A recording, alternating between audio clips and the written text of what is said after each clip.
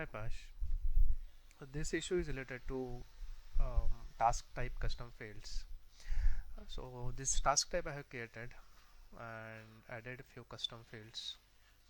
Some of these fields are required and one field is not mandatory. I also given access to edit these fields from the customer portal. So all fields are checked so that these fields can be updated from the customer portal. And for this type I have created one task on tenant portal and added all these required and non-required fields. When I go and update check this task on the customer portal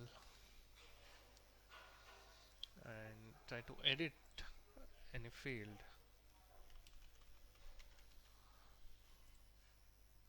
I always get this message, required fields are not provided.